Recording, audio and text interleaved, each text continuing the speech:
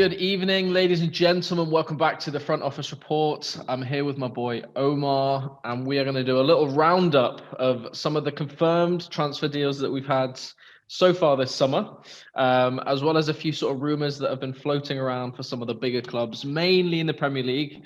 But we've got a couple others just thrown in there as well. How you doing, Omar? You all right? I'm good. I'm great. I've had a very long day of non-football stuff, so I'm very, I'm just excited Perfect. to not talk about stuff. Work. I'm just work, exactly. Time to talk football. Time to talk football. That's what we're here for. Football That's what we time. love doing. And I think, the perfect thing to start with is talk about Arsenal failing. I think that would be a fantastic place to start. Aston Villa have confirmed that they have signed Emiliano Buendia for approximately 33 million from Norwich City. Yeah. Now, Arsenal were supposedly in for Buendia, attacking midfielder, who I think would probably have fit in very well at Arsenal. Would you agree? Well, so I've been thinking about this a lot, and I think he's good. But if you look at the raw scenario of things, he is the star player of a championship team. Yes, they're promoted, but the Premier. I don't think he's played in the Premier League yet, or if he has very little experience. Yeah, so I think he did play.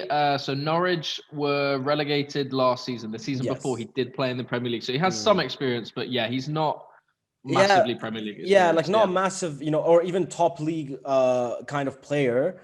And just for that money, if you look at other players who are out there and available, I think there's more value in others.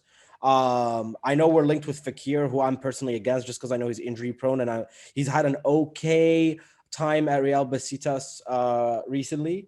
But to me, that slot is ours. Yeah, I mean he's getting towards 30 as well. Yeah, that too. I don't want another Ozil. I do not want another Ozil. No, you guys definitely don't need that. No.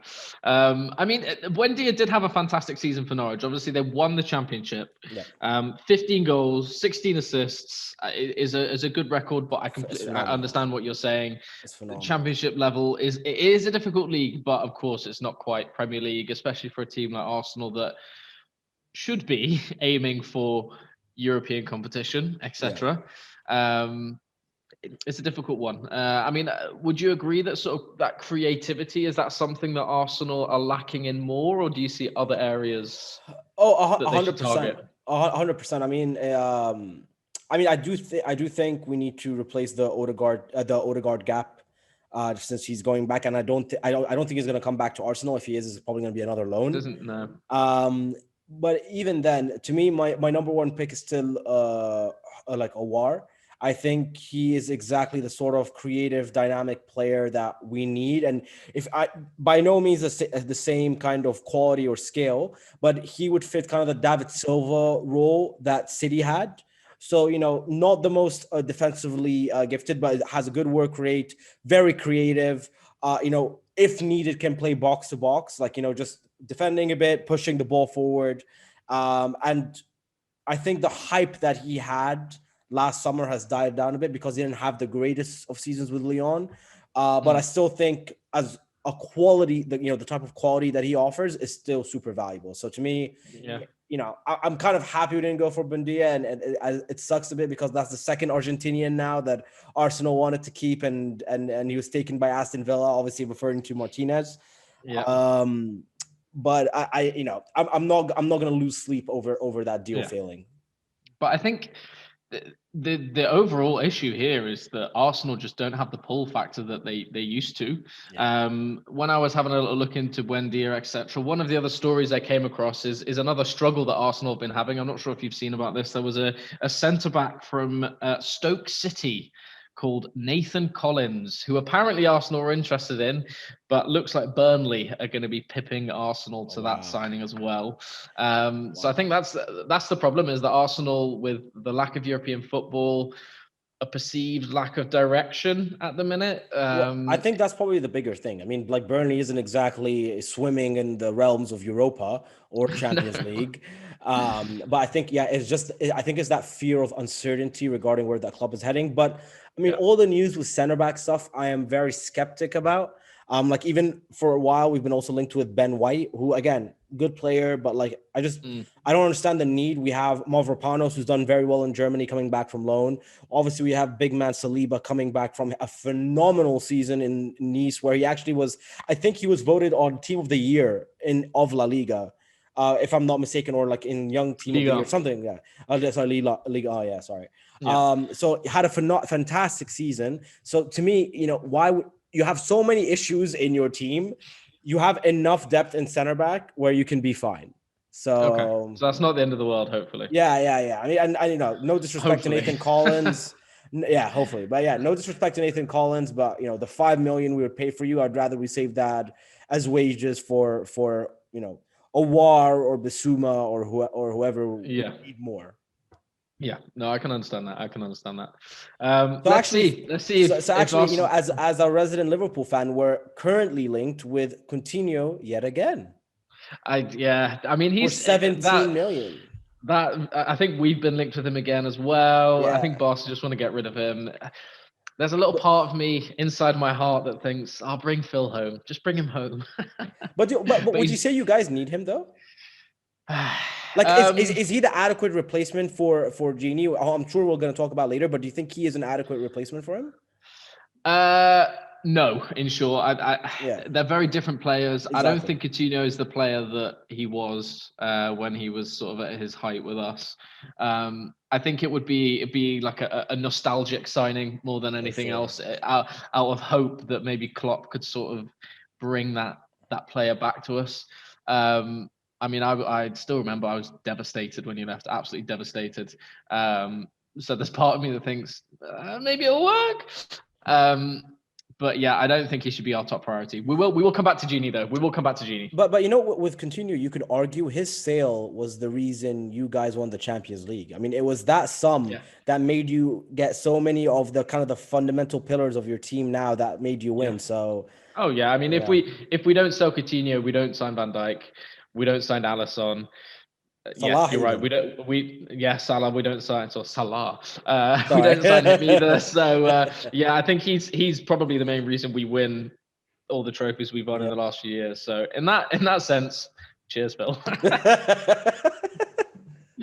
Anyway, speaking of Champions League finals, etc., we obviously just had the Champions League final a few weeks ago, with, in my mind, quite a surprising result. I did not expect Chelsea to come out with the victory. I don't know about you, but I thought City were going to be all over that. Yeah, we'll touch on both teams. We'll start with Chelsea. Obviously, they've just won the Champions League. We know Roman Abramovich. He likes to spend the money. He's seen an opportunity to really sort of bring Chelsea back into that top four and hopefully push for a Premier League title again, which they haven't won for a few years. Yep. Now, one of the names that is being heavily linked to them recently is young Erling Haaland from Borussia Dortmund. Now, we need that song coming on. Yes, him. Erling Haaland, 20 years old. He's had another phenomenal season for Dortmund. 41 goals in 41 games. Incredible. Absolutely incredible. With a deal that could be worth up to, in total, 350 million euros when you take into account the fee, the wages, the agent fees. Mind-blowing stuff. Thoughts? Haaland at Chelsea. What is that? As an Arsenal fan as well, how do you feel about that? I mean, it pains me, and he seems to be a generational talent. Obviously, I think like every young talent, and we've seen it actually with Odegaard, his Patriot, similar, whatever, national. Yeah.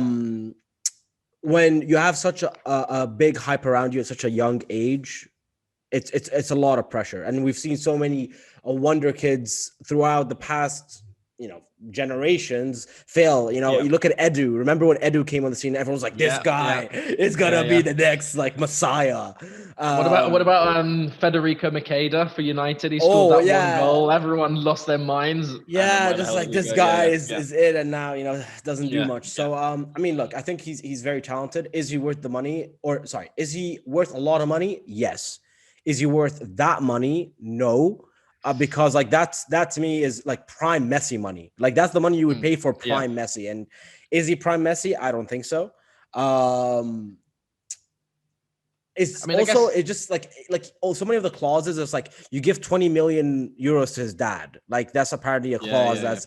And it's like, I mean, I get it. You know, gotta make your money, gotta make your bread. But get your bread, man. You get your bread. Hey, I'm not against it. I'm not against Yeah. it. But it's just like if you're a club, unless you feel your full kind of club's package isn't lucrative enough for next year when his release clause is much lower, why would you activate it this year? Unless you had that fear, right? And therefore you want that kind of first mover advantage. So it'll be interesting to see if they can pull it off. But with Roman Abramovich, you never know. This guy, and this is the thing. We know Roman loves to splash the money. I mean, his total outgoing for Chelsea must be billions of pounds. I mean, I think from the perspective of Chelsea, they've obviously signed Werner last season for 50 million pounds. He has not panned out so far, I think would be fair to say. A much maligned striker. I think he has set the record for the most offside goals scored in the league. He struggled. But it's well known that the Premier League is a tough league to adapt to. Again, came from the Bundesliga where he did very well. Could you potentially be worried that Haaland coming across, might he struggle? I think they are different players. Haaland is getting on to 6'3", 6'4", something like that. He's a big dude for 20 years old. So I'd say quite a different striker to Werner, and I think he could fit in quite well to the Premier League's intensity. I think when you look at that total fee, your argument is, okay, he's 20 years old. If he lives up to the hype, you've potentially got a Ballon d'Or candidate for the next, 15 years, something like that. I think I'd be quite worried, especially if Havertz turns it on. Mason Mount had a great season. Pulisic is coming back. I think it could be quite a good signing for Chelsea if they can afford to stomp up the cash.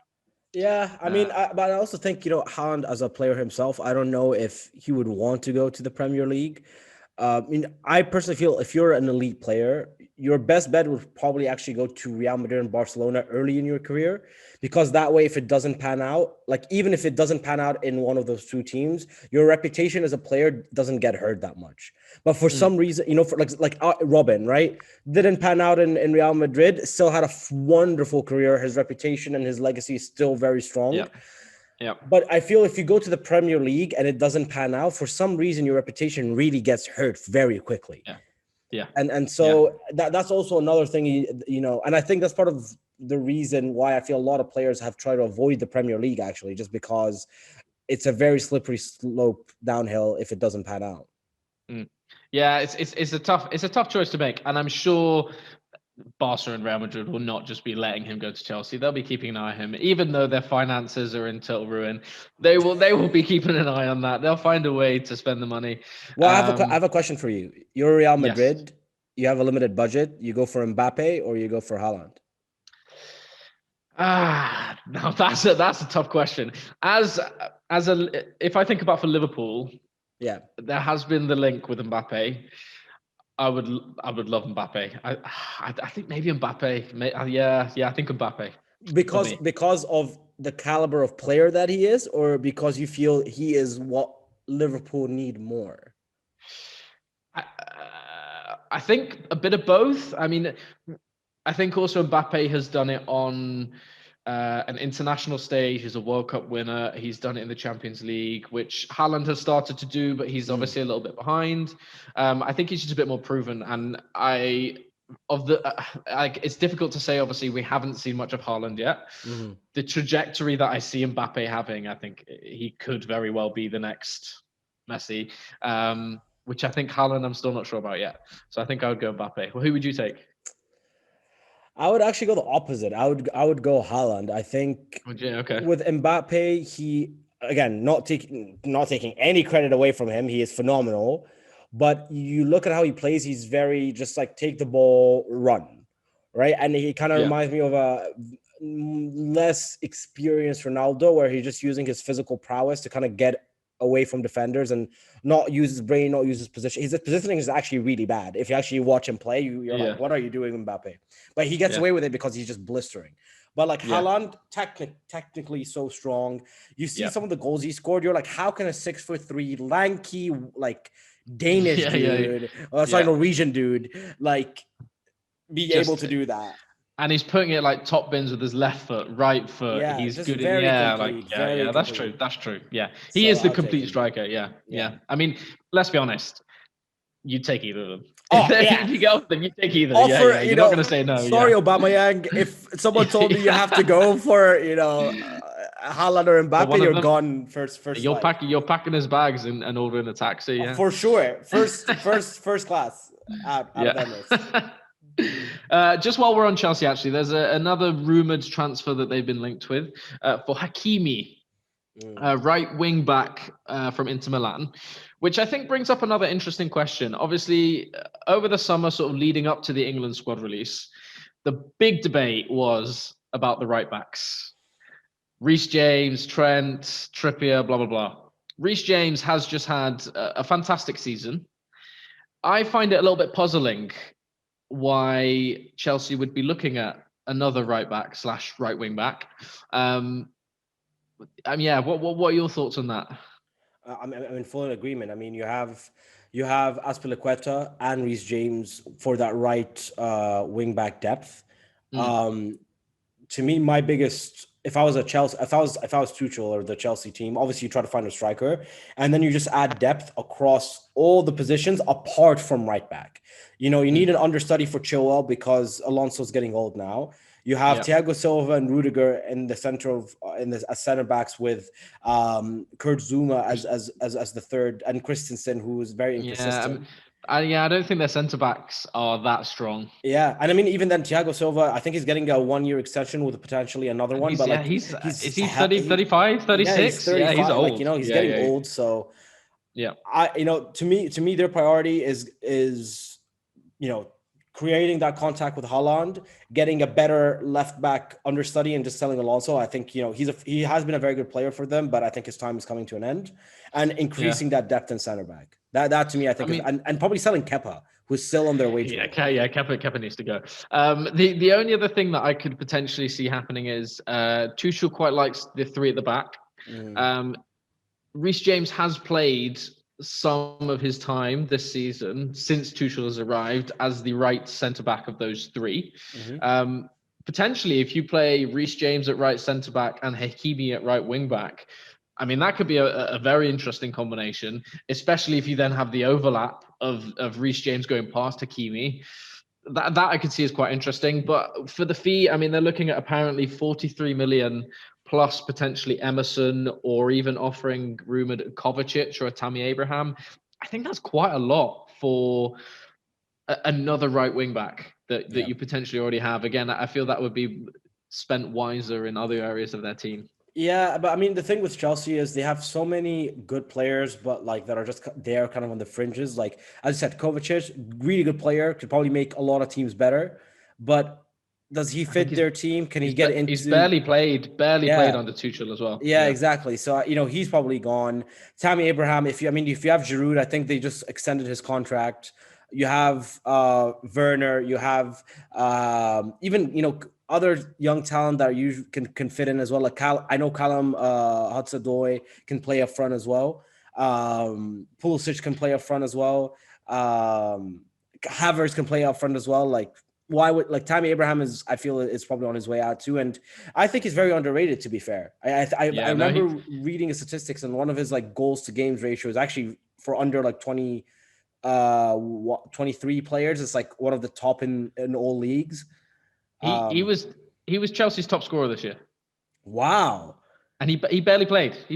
So I think again he's that's a stat and a half. I'm just pulling them out, mate. I've got them just all in here.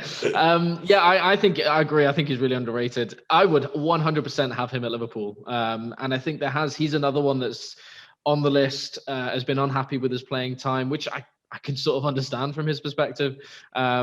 I guess it's difficult when you do have a £50 million striker. You can't really then sign him and then put him on the bench. So, but especially if Haaland comes in, he must be shown the door. But then do you think so? Would you say you take him in? Would he like replace that kind of Origi like backup striker, or would you just straight up replace Firmino with him?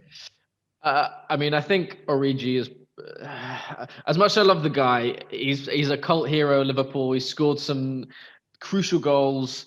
He's not good enough. He's not good enough. So I would happily replace him with Tammy.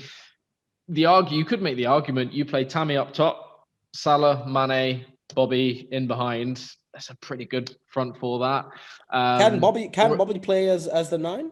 Yeah, but when he played for Hoffenheim prior to coming to us at Liverpool, he played as like a number 10, a deeper sitting player, and then that's why he often plays for us. He'll drop in, take the ball, spread the play, and then go sort of take the run through to the box. So I think if we signed him, there's options there. And again, having him, even if he didn't start to come off the bench, he's tall, good in the air, he can finish well. So yeah, I think that'll be one for Klopp to keep an eye on. But of course, I don't have any links with him just yet. So I need I need to see if I can get into his ear somehow. And just, Tammy Abraham. Have a look at Tammy. Yeah. But yeah, so we'll have to see. Big things for Chelsea. One last thing, actually, just because I wanna test you. Erling Haaland. Okay. Where do you think he was born? Where he was born? Yeah, where was he born? I mean, I feel if this is a question, then it's not the answer that I'd be expecting. So it's probably some random place. I want to say like Austria. So he was born in Leeds. Yeah. I'm guessing because his dad used to play in the Premier League. His dad used to play for Leeds. Yeah. Very random though. Very random. So there you go. Erling Haaland, born in Leeds, made in Yorkshire. Right? Anyway. Moving across. Obviously, we talked about Chelsea being in the Champions League final. Their opponents at the time were Manchester City. Again, heavy favourites. I think a lot of the people expected them to finally take the Champions League trophy. As a Liverpool fan, I was absolutely delighted that they didn't. Thank the Lord. But big loss for them. Sergio Aguero has been confirmed. He will be joining Barcelona on a free transfer. A Premier League legend. I don't think you could dispute that. He's played 275 times for City, 184 goals. I mean, he'll go down in the Hall of Fame, the Premier League Hall of Fame, I'm sure, eventually. But with him going, big hole there left. One of the names that has been heavily linked to Manchester City is a certain Harry Kane. Now, again, Omar, thoughts on Harry Kane to Man City? What are you thinking? I mean, as a Arsenal fan, I just hope he leaves the Premier League. But I think he came out and said he wants to stay. He wants to beat Alan Shearer's record. Which then kind of leaves him with very limited options. Which is either United, who just re-signed Cavani. Have Rashford up front, have Mason Greenwood up front. So I don't think they're looking for a new striker. I think they're trying to reinforce their wing options. Or Chelsea, who also I think he would fit very well with them. But to me, the most obviously logical move is City. And so it will be very interesting, though, because if you look at Aguero, he's kind of a fox in the box, right? Like part of the reason he was able to score so well is because he already had this excellent service and whatnot. And part of the reason Harry Kane was so brilliant is because he was actually a really good facilitator as well. So logically, you would assume that Harry Kane being in that City team, he would just excel and be Ronaldo-esque with the service he'll be getting from De Bruyne and Gundogan and Bernardo Silva. However, could also be like, if he's used to playing always from very deep and pushing the ball forward, laying it off to Son and then him running into the box late, just him being on that City team, will that fit his style? Would he have to change his style? Because then that final third area becomes very crowded. Very congested, especially when you got De Bruyne just sort of picking the ball up, making everything happen. I mean, obviously you did sort of say facilitator. He did just win the they had a special name for it, Playmaker of the Year, I think they've called it now. Most assists in the Premier League with 14. He still had 23 goals. And in the last 6 years, he scored 142 goals. That's crazy. For Spurs. He's one of the best strikers in the league, in the world, I think you could argue. I completely agree with you, though, about him dropping back. I think you saw it in the England game the other day. I was quite frustrated by the fact that he kept dropping back. And when you want your striker forward to be in the box, and there were times when the ball would go wide, and then we've got no one in the box for them to actually cross the ball or look for an option or so. It still worries me. The idea of him going to Manchester City, I think that would be disgusting. But also, I mean, my question is financial fair play, though. Well, the thing, I mean, financially, I think if he's like the one player that they buy that season, then I think they'll be fine. Like it will still be within the FPP. Yeah. My thing is, if you're gonna be paying, actually, this is a question for you. How much do you think he's actually worth? Like, what would you pay for? Now, that's a fantastic question. I mean, we're talking about Haaland. I think the base sort of transfer fee for Haaland that I was looking at being rumored was about 150 million. Yeah. Ish. Yeah, exactly. Same deal. Now we have to bear in mind this is Daniel Levy making this deal as well. So you have to put that Daniel Levy tax on top. He's going to be wanting triple figures. But the question is, do you think he's worth it? I mean, that is the question. I mean, again, this is a man who's had multiple 30-goal Premier League seasons. Who's 28? Who's 28 though? Haaland is 20. Yeah, true. I think age is a factor there. I mean, again, I'm not gonna lie. The thought of having Kane up front with Salah one side and Mane the other does give me a little bit of a tingly feeling inside. I think I might. I think I would pay that. You would drop 100 mil. Yeah, I'd drop 100 mil on him. Wow. Yeah. Because again, he's like you say, he's not just the goal scorer. He's a facilitator as well. And like for a team like Liverpool, who our top scorer was Mo Salah. I mean, he supplied that Kane-Son link-up, I think, was the most assisted players. Yeah, duo, yeah. Imagine having Salah in that mix, who, no offense to Son, I think Son is a fantastic player as well. Salah's just... Hey, Sonaldo. Hey, don't insult Sonaldo, okay? I'm not insulting Sonaldo. He is also fantastic, but Mo is just... Come on, as an Egyptian man, you should be singing Mo's praises. I know. I think I'd drop it, yeah. Damn. I mean, maybe I'm biased just because, again, Arsenal fan. So, as you can have the Daniel Levy tax, for me, as any Spurs fan, is automatically discounted in my eyes. Like, Son can be worth 1p for all I care for, like, in my eyes. Yeah, I feel you're slightly biased in this. Slightly, tiny bit. Just a little bit. I mean, like, for example, to me, you have someone like Andre Silva in the Bundesliga who has has been fantastic for what's their name? Frankfurt something. Frankfurt. Yeah. And so if you have that much money and you're looking for a striker, why would you not look for someone who's a bit younger, won't, like, if it's a failed experiment, is not going to break your budget. Like, to me, like, dropping triple digits on any player, we saw the financial implications that Barcelona is facing because of a spur of bad either triple digit or near triple digit deals that are now like having them like, what is it? I think the last number I read is like 400 million. In debt.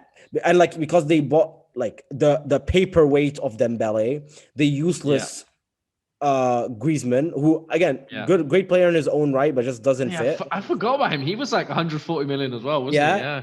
Coutinho, who was loaned most of the time, and then I believe, what wasn't it? Barcelona had to pay Liverpool the year he won the Champions League with Bayern because there was a clause that if he wins it, regardless of where, and didn't they pay you guys like, I think it was like either 7 or 10. It was like 10 mil. Yeah, like that's a good amount of money. I think what we're learning here is that the Barcelona management might be as bad as Arsenal's. We'll just quickly touch on Barcelona actually, because obviously I started this off with Aguero. Obviously, he's moved across. Yeah. If I take you back to last season, Luis Suarez was a massive story. Told to basically leave the club because he was too old. Goes to Atletico Madrid, ends up scoring over 20 goals again, wins the La Liga for Atleti, and costs them a mere £5.5 million. They then go ahead and sign a similarly aging Aguero, who over the last 4 seasons has had about 12 major injuries, missed over 50 games. It just doesn't. It seems to be making things up as they go along, deciding, oh yeah, you don't work, but you do because you're maybe friends with Messi. Like, I think you hit the nail on the head. I think the main reason is because, so I think it's either Aguero is the godfather of Messi's kid or vice versa. Yeah, like, there's very close family links. Yeah. So I think they're just trying everything in their right, and apparently it's worked because reports have come out from Fabricio and other news outlets that there's a higher chance that Messi's staying now.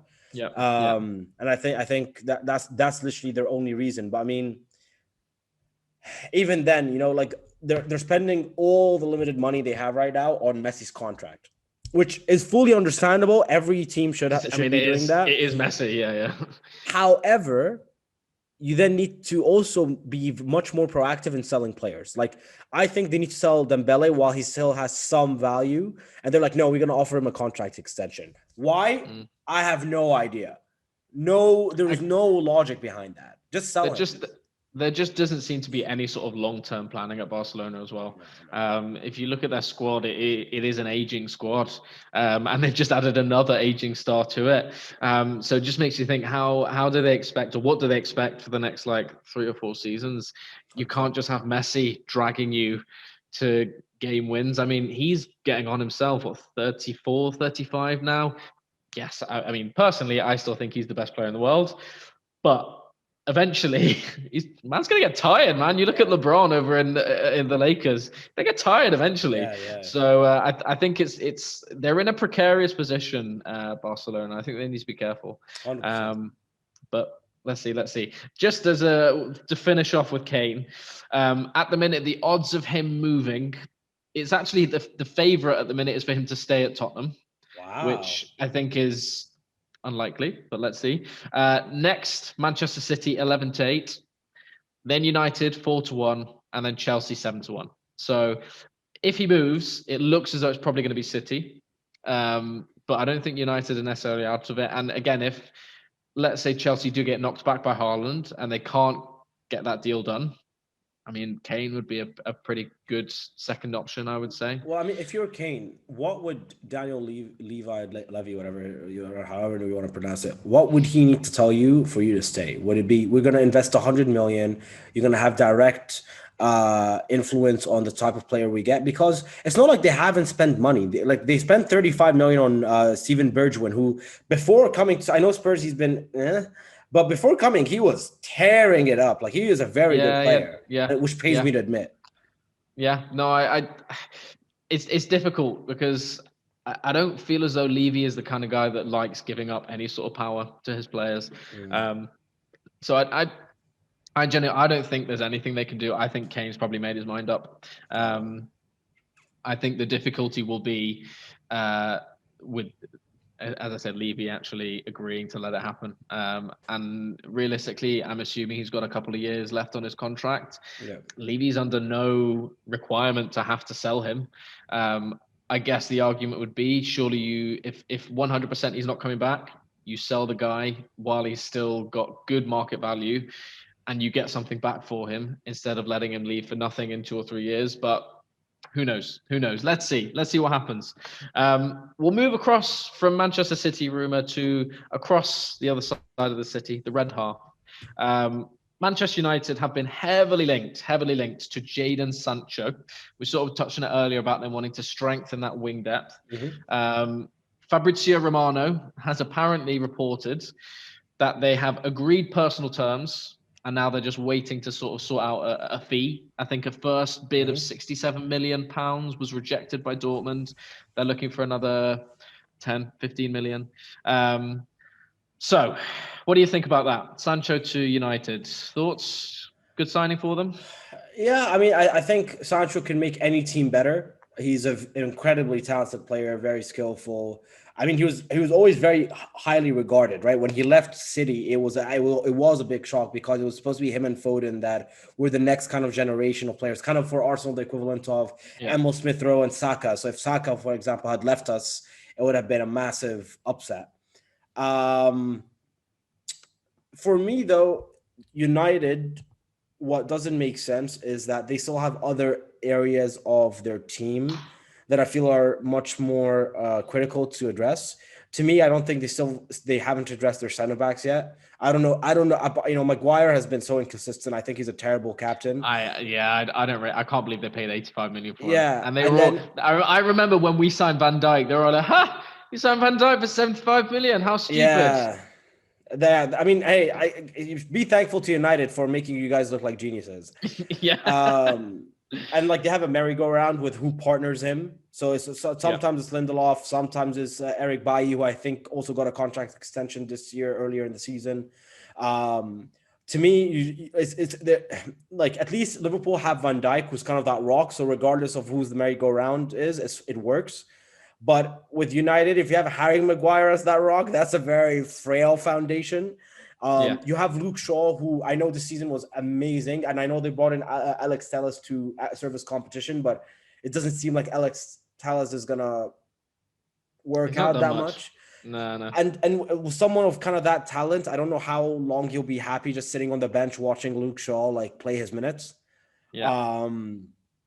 And so, yeah. To me, I think they need to address their center back. Matic is at the end of his career. You know, he's getting old now, so they probably need another center defensive midfield. They still have unless Fred. They're relying on Scott McTominay. You still have Fred. You need to sort your midfield out. I agree. I think if you look at the league table, Liverpool ended up finishing 4-5 points behind United. Considering we spent the majority of the season playing one guy who was on loan the season before in the German second division, and another guy for the majority of the season who was in the English sixth division as our main centre-back pairing, and we finished 4 or 5 points behind United. Are you guys keeping Ben Davies, by the way? Apparently. You're permanently buying him? Because was he on loan or was he a purchase? No, we bought him. He apparently was injured, but they just didn't bother telling us. He is alive though. So yeah, considering that centre back issue we had, the fact that they only finished 4 or 5 points ahead of us, they didn't really challenge City. They ended up losing the Europa League final. I think that's a failure of a season for United. Yeah. And as good as Sancho is, this is a guy, again, for the last 3 seasons at Dortmund, he's had 37 goals, 41 assists. Fantastic. I love Sancho. He's another guy that I would love to have at Liverpool. I just don't think he's over Mane. Top priority. Oh no. Over Salah. No. I wouldn't take them over either of them. Mane just had a bad season. He'll be back. And Mo's Mo. I mean, he's the best player in the league. So you know. De Bruyne has entered the chat.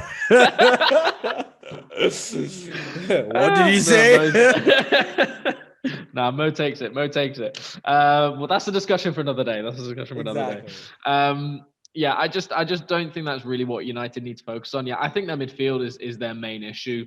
Pogba, I mean, again, I'm still, I think, a big fan of Pogba, but it's not worked for him there. McTominay, I think it's his last year. Do you think he's gonna leave then? Oh, good question as well. I don't know. I genuinely don't know. Again, where would he go? Go back to Juve. I mean, he could go back to Ronaldo. Juve. Yeah. If Ronaldo stays. Yeah, if he stays. But yeah, so Pogba's not really worked. McTominay, I think, is solid. Nothing spectacular. Fred, as I said, let's not even go into him. Matic is old. Van der Beek just hasn't really worked so far. Who knows? He might just have had a bad first season and come also linked with Arsenal. Really? Arsenal just all over the shop. So yeah, I think they could do with strengthening their midfield. I mean, the potential of having Cavani, Rashford, Sancho, being able to bring on Greenwood or even starting Greenwood over Cavani, I think it's a nice front three. Yeah. But you've still got to defend and get the ball up the pitch. So I'm not sure. So I think that money could potentially be well spent elsewhere. But 100%. who knows? Let's see. As I say, the deal has apparently been agreed with the player. Clubs still have to work things out. So it looks as though this is heading towards being a confirmed deal. But we'll have to keep an eye on Fabrizio Romano for the here we go whenever that is tweeted. Right, we're going to cross to their Northwest rivals. Just for the last discussion, I couldn't have this discussion without talking about a Liverpool transfer, could I? Of course. We've had obviously a club legend. A club legend has left in Gini Wijnaldum. Is he a club legend? Yes, 100%. 100%. We've won everything. He's been pivotal. Barcelona, we don't beat Barcelona without Gini Wijnaldum. Club legends. Club legends. And this is a guy, again, who has played for the last 3 seasons pretty much every single football match that we've been involved with. I would say so. I think you could. Some fans would probably argue it. I think some plastic fans of Liverpool would say, he's not done a whole lot, blah blah blah. But I personally, I think he's a club legend.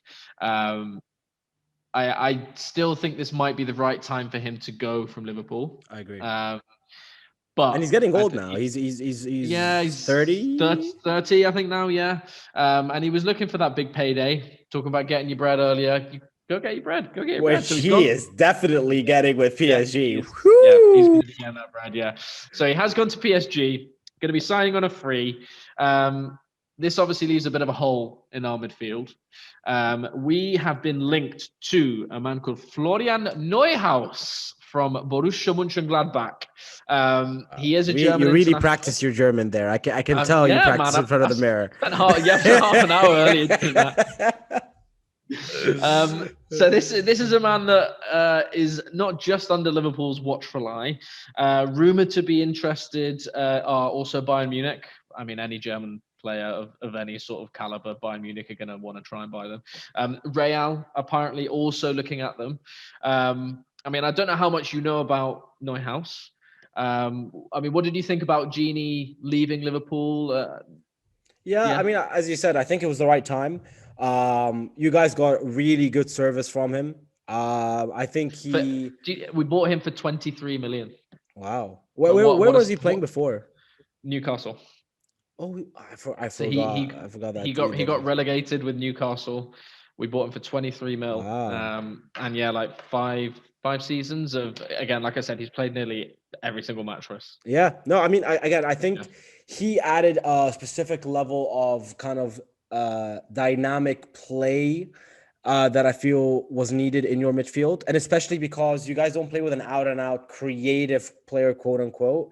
He was the closest thing to that, right? You had Fabinho, you had Jordan Henderson, and who are both very solid, but you're not going to exactly look for an Ozil-esque like cut, ball. It's not really the system that we play with. But you still needed creativity. You still needed an element of flair to your midfield, which I think he provided. I don't know much about this Lucas guy, but I don't know if he can provide what? Florian Neuhaus. Oh, Florian. He seemed like a Lucas. He just, he had that aura about him. Oh, Lucas, another club legend. Yeah. He is a bit more definitely not the same tier as Wijnaldum, though. No, of course not. He's a bit more on the Origi side of club legend for Liverpool than Wijnaldum. Actually, that would be a good topic. What? Who's the bigger Liverpool legend? Origi or Lucas? Origi, man. He scored in Champions League final. No way. He scored big goals for us, yeah. But as moments, but as just like Lucas Leiva was such like a staple of Liverpool. Yeah. And he played a lot of games for us as well. He played a lot of games. Yeah. I remember his generation, close one, him and he played 250 games for us. Oh my Lord. I didn't know that. Jeez. I mean, he played as well during a terrible time in our club.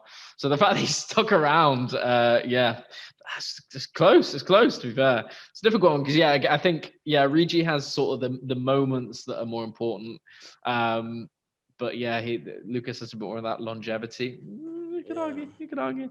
But I think our midfield, obviously, we've lost Gini. We've got this hole. Another player that we've been linked with, who I think you touched on really, really briefly, that Arsenal have been linked with, is Yves Bissouma from Brighton, who I would also love to see at Liverpool. I think he looks like a top quality player, but I don't think Brighton are going to let him go for cheap. I think Liverpool has started the transfer season really well. Obviously, we signed Konate from Leipzig, who some are saying has better potential than his centre-back partnership from Leipzig as well. So Upamecano. Upamecano, that was it. I was trying to play off that. I couldn't remember his name. Cheers to that, Omar. Upamecano, So I think we've started the transfer season well. I just want us to keep it going, and John Henry to get his goddamn wallet out and give some money to some clubs for us to buy but you guys actually, I was thinking about Liverpool, and you guys need a bit more of an overhaul, because you have kind of a lot of deadwood. You have the Ox, who has been in and out of injuries. I don't think he's gonna be much of use. Like, I think unfortunately he's kind of now, after the injuries and just like not playing as much, he's like kind of more like a mid-table kind of like, Newcastle-esque type team.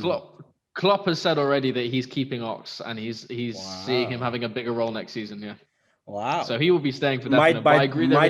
Might bite my tongue then. Yeah, we'll come back to this in 6 months' time, and I'll repeat that clip and see if you still think he's mid-table. But then you have other players like Shaqiri, right? Like, that guy needs to get sold. I mean, he did his purpose. He added your depth, and I think everyone was confused when you guys signed him. Probably he also was confused. That like, what? To be fair, I remember he scored when he signed. He scored this sick bicycle kick. Yeah, I remember the bicycle kick, and everyone was like, United. "Oh my god!" Yeah. Oh my god, what a signing! Yeah, but he could probably go. Naby Keita. I really want him to work. I really want to love him. He had 6 seasons at Leipzig before he came to us, but he's been injured all the time.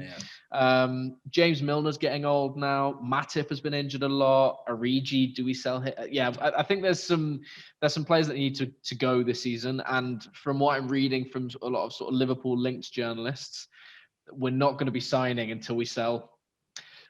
So it's going to be an interesting transfer window. I just hope we actually make some signings, because I think a lot of our issues last season, again, not having Van Dijk and Gomez, 100% absolutely screwed us. But it's the depth that I think that was where City have the upper hand on us. Is they basically have 2 teams worth like 300 million quid, whereas we do not. We had centre backs playing that were worth about 10 quid. So I think that's what we need, the depth. We need the depth. So 100%. Hopefully some quality players will be signed. Let's see. Anyways, I think we'll leave it at that. Thank you guys for watching. We'll be back, I'm sure, with another transfer rumor / confirmed deal roundup in the near future. Make sure you go down, subscribe to the channel, drop us a like. Comment on the things that we discussed. Would you take Kane for the triple figures? What do you think about Sancho going to United? How bad are Arsenal? Come on, give us a discussion in the comments below. And we will see you next time. Peace. Hey guys, thanks for watching. If you like hearing us ramble about sports, feel free to subscribe at the top right, check out the next videos on the left, and feel free to leave us a like at the bottom. Thank you guys for watching.